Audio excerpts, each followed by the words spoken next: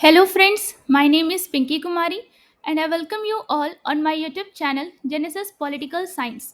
आज हम बात करेंगे चैप्टर 6 के बारे में जिसका टाइटल है एनवायरनमेंट एंड नेचुरल रिसोर्सेज और यह इस चैप्टर का पार्ट 3 है। आपसे मेरा ये रिक्वेस्ट है कि इस वीडियो को देखने से पहले आप इसका पार्ट 1 और पार्ट 2 ज़रूर देखें और हम फॉलो कर रहे हैं आपकी NCERT text book that is contemporary world politics. चलिए हम इस चैप्टर को एक सिंपल और इजी तरीके से समझने की कोशिश करते हैं डायरेक्ट आपके एनसीईआरटी टेक्स्ट बुक के पेजेस को रीड करके। आपसे मेरा ये रिक्वेस्ट है कि इस वीडियो को जब भी देखें आप अपने एनसीईआरटी टेक्स्ट बुक के साथ बैठें। सबसे पहले हम बात करेंगे पेज नंबर 86 के बारे में और सबसे पहली हेडिंग है कॉमन बट डिफ्रेंशिएटेड रिस्पॉन्सिबिलिटीज। इसका मतलब होता है, आप कह सकते हैं, सामान्य लेकिन विभेदित जिम्मेदारियां। कॉमन मतलब सामान्य, बट मतलब लेकिन, डिफ्रेंशिएटेड मतलब विभेदित या फिर अलग अलग जिम्मेदारियां मतलब responsibilities. We have noted above a difference in the approach to environment between the countries of the North। अब हम बात करेंगे पेज नंबर 87 के बारे में एंड दी साउथ। आप कह सकते हैं कि हमने ऊपर उत्तर और दक्षिण देशों मतलब north and the south countries के बीच पर्यावरण मतलब एनवायरनमेंट के प्रति दृष्टिकोण मतलब अप्रोच में अंतर मतलब डिफरेंस को नोट किया है। The developed countries of the North want to discuss the environmental issue as it stands now and want everyone to be equally responsible for ecological conservation। आप कह सकते हैं कि उत्तर के मतलब नॉर्थ के विकसित देश मतलब डेवलप्ड कंट्रीज पर्यावरणीय मुद्दे मतलब एनवायरमेंटल इशू पर जैसा वह अभी है वैसा ही विचार करना चाहते हैं और चाहते हैं कि सभी लोग पारिस्थितिकी संरक्षण मतलब इकोलॉजिकल कंजर्वेशन के लिए सामान्य रूप से जिम्मेदार हों मतलब इक्वली रिस्पॉन्सिबल हों। The developing countries of the South feel that much of the ecological degradation in the world is the product of industrial development undertaken by the developed countries। आप कह सकते हैं कि दक्षिण के मतलब साउथ के विकासशील देशों मतलब डेवलपिंग कंट्रीज का मानना है कि दुनिया में पारिस्थितिकीय नुकसान मतलब कि आप कह सकते हैं ecological degradation in the world का बड़ा हिस्सा विकसित देशों मतलब कि डेवलप्ड कंट्रीज द्वारा किए गए औद्योगिक विकास मतलब इंडस्ट्रियल डेवलपमेंट का परिणाम है मतलब कि प्रोडक्ट है। If they have caused more degradation, they must also take more responsibility for undoing the damage now। आप कह सकते हैं कि यदि उन्होंने अधिक नुकसान किया है तो अब उस क्षति की भरपाई की अधिक जिम्मेदारी मतलब मोर रिस्पॉन्सिबिलिटी भी उन्हें ही लेनी चाहिए। Moreover, the developing countries are in the process of industrialization and they must not be subjected to the same restrictions which apply to the developed countries। आप कह सकते हैं कि साथ ही विकासशील देश मतलब डेवलपिंग कंट्रीज औद्योगिकीकरण की प्रक्रिया में हैं मतलब they are in the process of industrialisation और उन पर वही प्रतिबंध लागू नहीं किया जाने चाहिए जो विकसित देशों मतलब कि डेवलप्ड कंट्रीज पर लागू होते हैं। Thus, the special needs of the developing countries must be taken into account in the development, application, and interpretation of rules of international environmental law। आप कह सकते हैं कि इस प्रकार अंतर्राष्ट्रीय पर्यावरणीय कानूनों मतलब इंटरनेशनल एनवायरमेंटल लॉ के निर्माण मतलब कि आप कह सकते हैं कि डेवलपमेंट, अनुप्रयोग मतलब एप्लीकेशन, और व्याख्या मतलब एंड इंटरप्रिटेशन में विकासशील देशों मतलब कि आप कह सकते हैं कि डेवलपिंग कंट्रीज की विशेष आवश्यकताओं मतलब स्पेशल नीड्स को ध्यान में रखा जाना चाहिए। This argument was accepted in the Rio Declaration at the Earth Summit in 1992 and is called the principle of common but differentiated responsibilities. आप कह सकते हैं कि यह तर्क मतलब यह आर्गुमेंट 1992 के पृथ्वी सम्मेलन मतलब अर्थ समिट में रियो घोषणा पत्र मतलब कि आप कह सकते हैं कि रियो डिक्लेरेशन में स्वीकार किया गया, और इसे साझी लेकिन भिन्न भिन्न जिम्मेदारियां मतलब कॉमन बट डिफरेंशिएटेड रिस्पॉन्सिबिलिटीज, आप कह सकते हैं इसे सामान्य लेकिन विभेदित जिम्मेदारियां का सिद्धांत मतलब कि प्रिंसिपल कहा गया।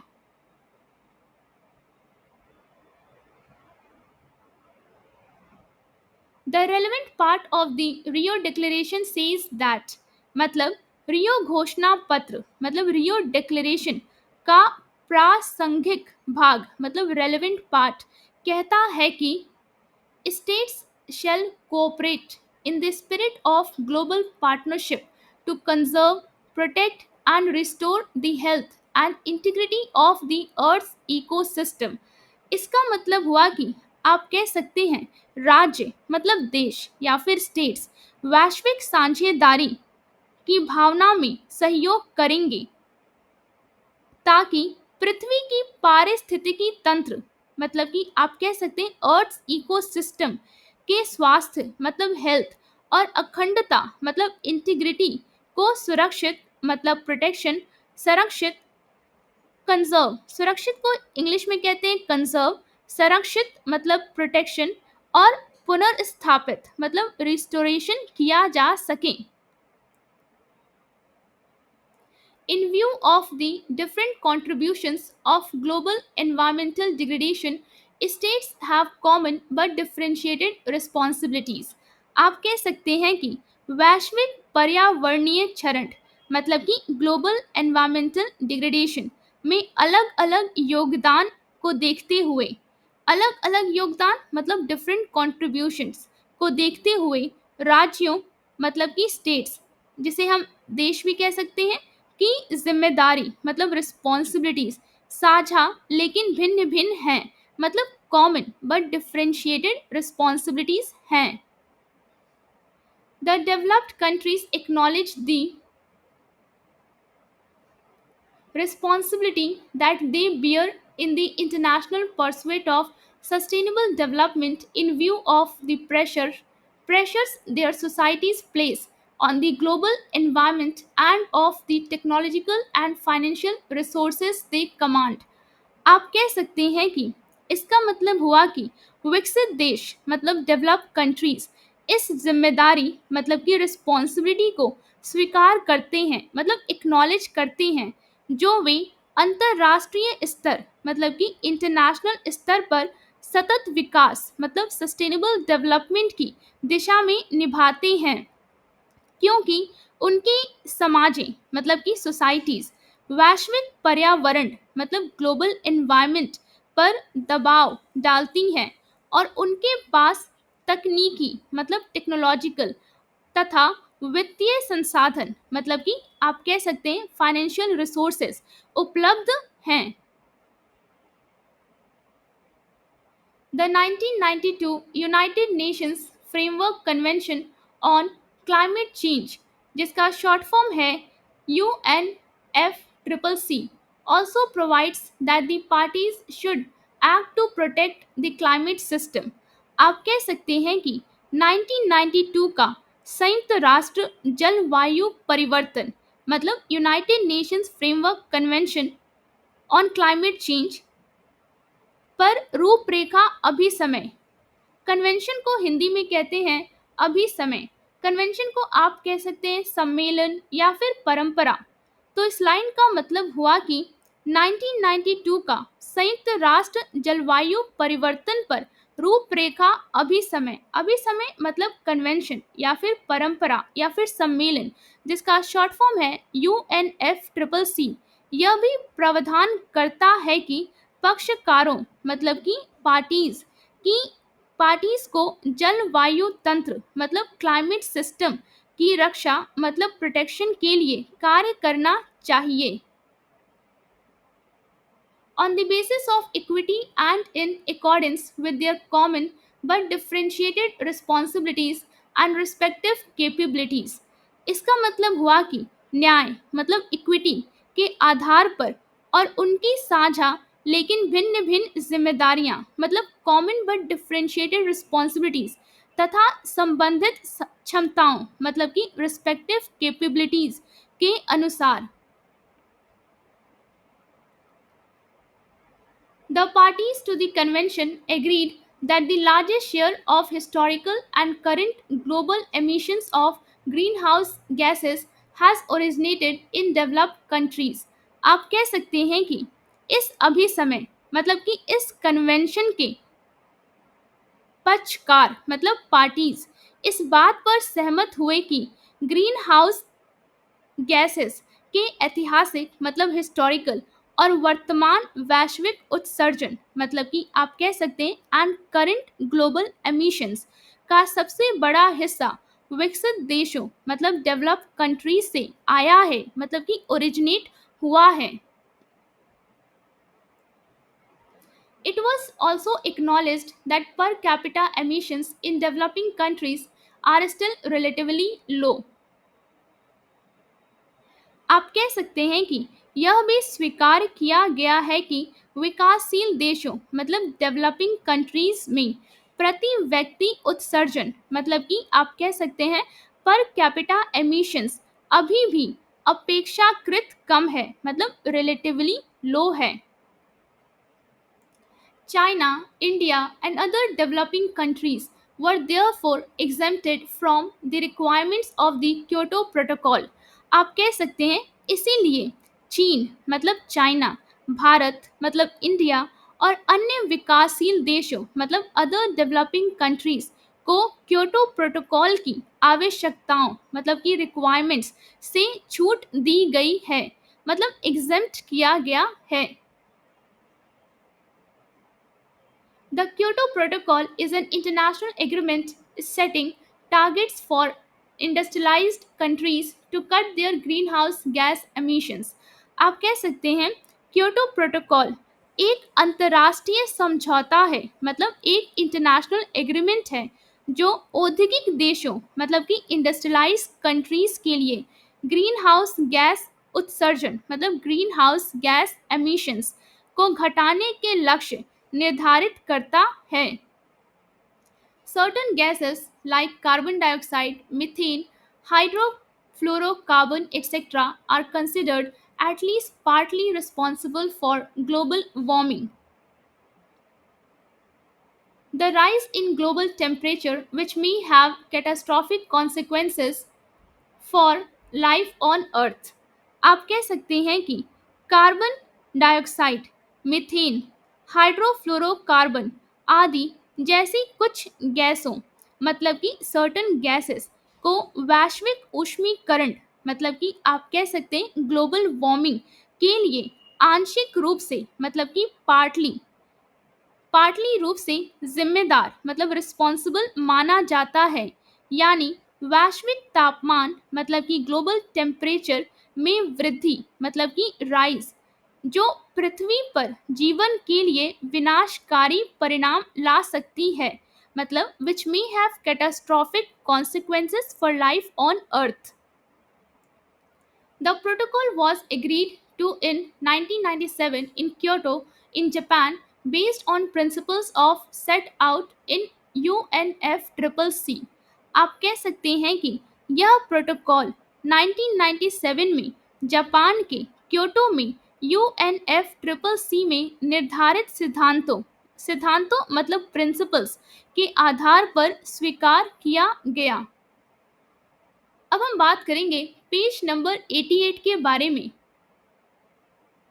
कॉमन प्रॉपर्टी रिसोर्सेस मतलब सामान्य संपत्ति संसाधन, कॉमन मतलब सामान्य, प्रॉपर्टी मतलब संपत्ति, रिसोर्सेस मतलब संसाधन। Common property represents common property for the group.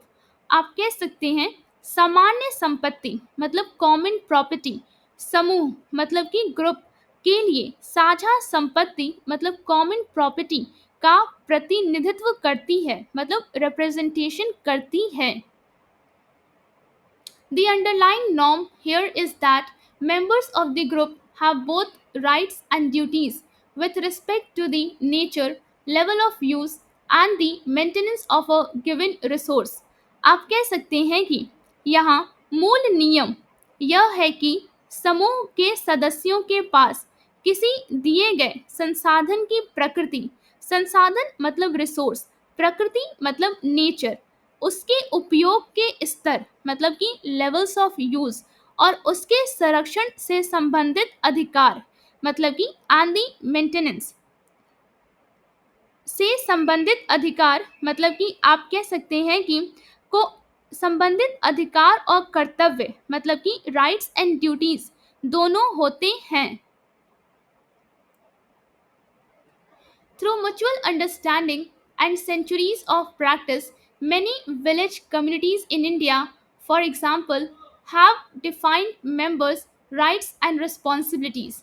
आप कह सकते हैं कि आपसी समझ मतलब म्यूचुअल अंडरस्टैंडिंग और सदियों की परंपरा मतलब कि सेंचुरीज ऑफ प्रैक्टिस के माध्यम से, उदाहरण के लिए मतलब कि फॉर एग्जांपल भारत की कई ग्रामीण समुदायों मतलब कि ग्रामीण समुदायों मतलब कि आप कह सकते हैं कि many village communities in India ने सदस्यों के अधिकारों मतलब कि मेंबर्स राइट्स और जिम्मेदारियों मतलब रिस्पॉन्सिबिलिटीज को परिभाषित किया है मतलब कि डिफाइन किया है।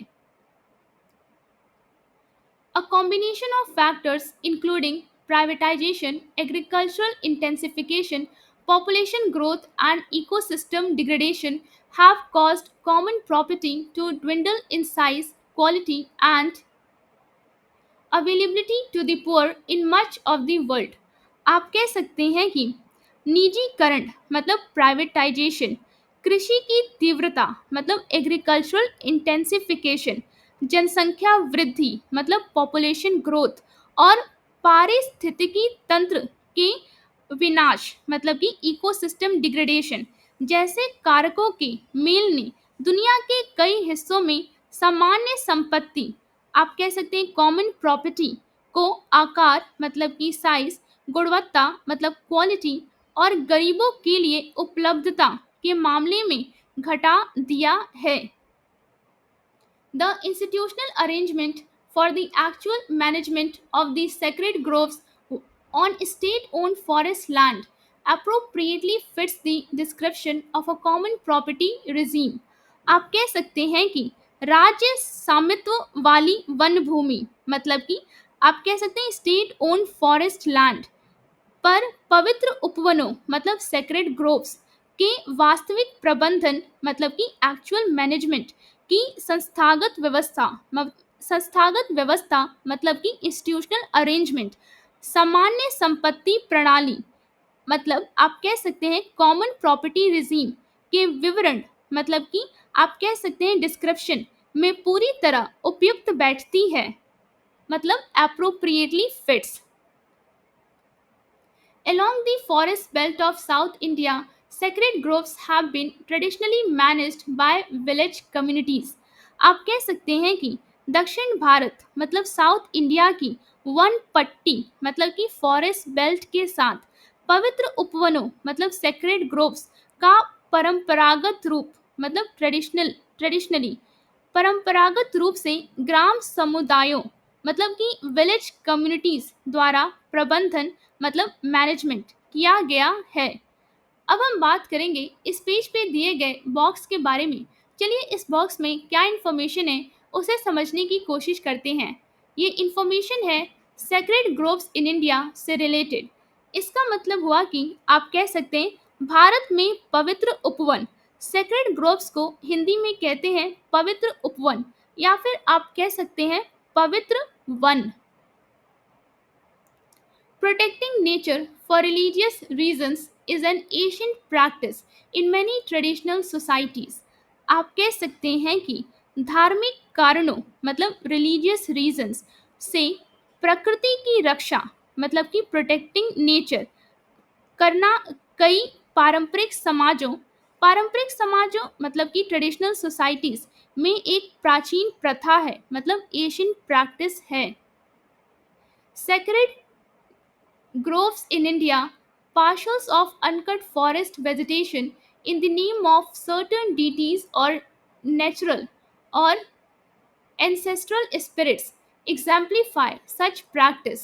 आप कह सकते हैं कि भारत में पवित्र उपवन मतलब कि सेक्रेड ग्रोव्स कुछ देवताओं या प्राकृतिक अथवा पूर्वज आत्माओं पूर्वज आत्माओं मतलब एंसेस्ट्रल स्पिरिट्स के नाम पर छोड़े गए अप्रयुक्त वन क्षेत्रों के हिस्से इस प्रथा का उदाहरण प्रस्तुत करते हैं. As a model of community based resource management, groups have lately gained attention in conservation literature. आप कह सकते हैं कि समुदाय आधारित संसाधन मतलब आप कह सकते हैं कम्युनिटी बेस्ड रिसोर्स प्रबंधन मतलब मैनेजमेंट के एक मॉडल के रूप में उपवनों ने हाल ही में संरक्षण मतलब कंजर्वेशन संबंधी साहित्य मतलब कि लिटरेचर में ध्यान आकर्षित किया है. The sacred groves can be seen as a system that informally forces traditional communities to harvest natural resources in an ecologically sustained fashion. आप कह सकते हैं कि पवित्र उपवनों मतलब सेक्रेड ग्रोव्स को एक ऐसे तंत्र के रूप में देखा जा सकता है. तंत्र मतलब एक ऐसे सिस्टम के रूप में देखा जा सकता है जो पारंपरिक समुदायों मतलब ट्रेडिशनल कम्युनिटीज को अनौपचारिक अनौपचारिक मतलब इनफॉर्मल रूप में मजबूर करता है कि वे प्राकृतिक संसाधनों मतलब नेचुरल रिसोर्सेज का उपयोग पारिस्थितिकीय रूप से टिकाऊ तरीके से करें मतलब इकोलॉजिकली सस्टेन फैशन में करें. Some researchers believe that sacred groves hold the potential for preserving not only biodiversity and ecological functions but also cultural diversity. आप कह सकते हैं कि कुछ शोधकर्ताओं मतलब कि सम रिसर्चर्स का मानना है कि पवित्र उपवनों मतलब सेक्रेड ग्रोव्स में केवल जैव विविधता मतलब बायोडाइवर्सिटी और पारिस्थितिकीय कार्यों मतलब इकोलॉजिकल फंक्शंस को ही नहीं बल्कि सांस्कृतिक विविधता मतलब कल्चरल डाइवर्सिटी को भी संरक्षित मतलब प्रिजर्वेशन करने की क्षमता है मतलब पोटेंशियल है. Sacred groves embody a rich set of forest preservation practices and they share characteristic with common property resource system.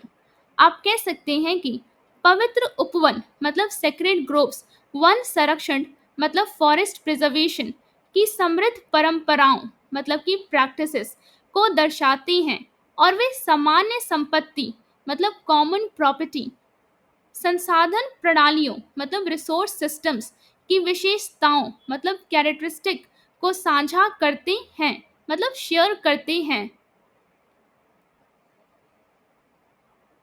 Their size ranges from clumps of a few trees to several hundred acres.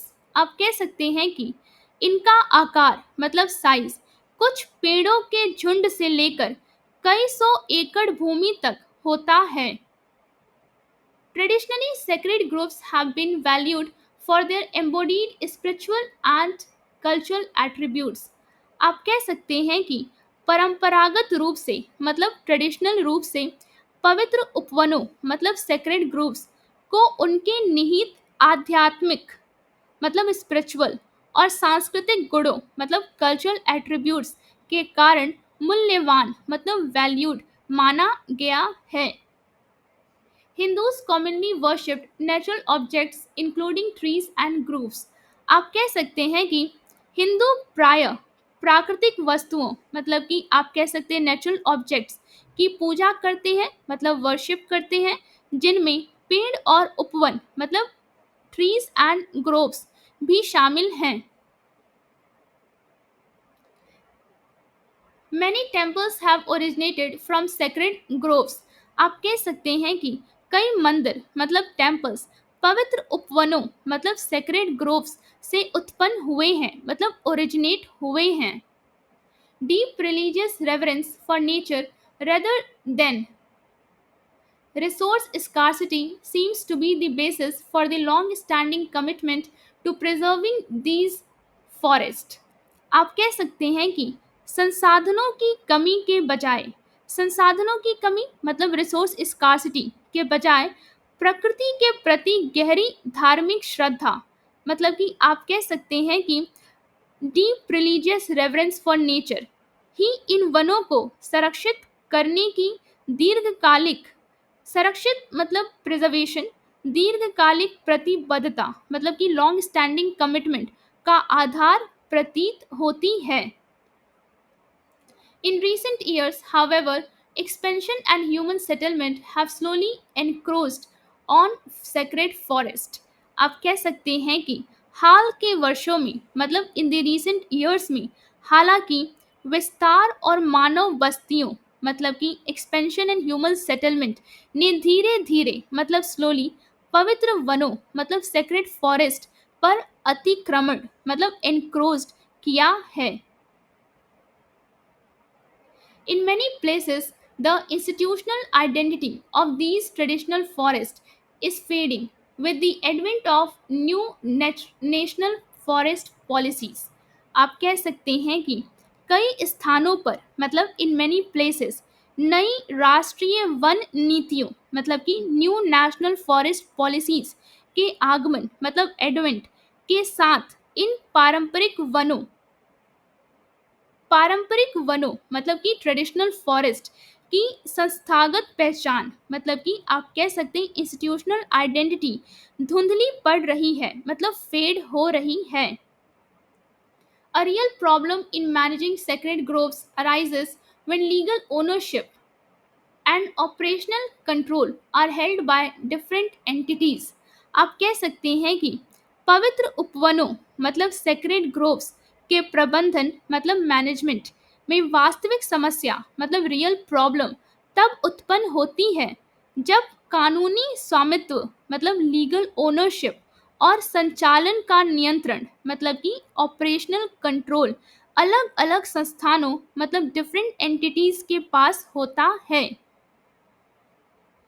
The two entities in question, the state and the community, vary in their policy norms and underlying motives for using the sacred grove. आप कह सकते हैं कि यहाँ संदर्भित दो संस्थाएं मतलब कि टू एंटिटीज राज्य मतलब स्टेट और समुदाय मतलब कम्युनिटी पवित्र उपवनों मतलब सेक्रेड ग्रोव के उपयोग को लेकर अपनी नीतिगत मान्यताओं मतलब पॉलिसी नॉर्म्स और मूलभूत उद्देश्यों मतलब अंडरलाइन मोटिव्स में भिन्न हैं मतलब वैरी करते हैं. उम्मीद करती हूँ जो पेजेस आज हमने डिस्कस किया वो आपको एक सिंपल और इजी तरीके से समझ में आया होगा. अगर वीडियो अच्छा लगा हो तो लाइक और सब्सक्राइब करना ना भूलिए, शेयर जरूर करें और अपने दोस्तों को भी इस चैनल के बारे में बताइए. कमेंट्स में अपनी राय ज़रूर दें, बेल आइकन पे क्लिक करें ताकि अगला वीडियो मिस ना हो. Before ending, I just want to thank you for watching this video and giving your time.